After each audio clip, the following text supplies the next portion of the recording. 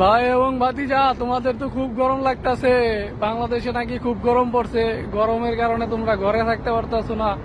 সবাই ফেসবুকে ফেসবুকে ছাড়তাছো যে কি পরিমাণ গরম। বন্দা বালতি সবকিছু নিয়ে সমানে ছবি ছাড়তাছো। এই রে গোসল আর গোসল, কি গরম যে পড়ছে।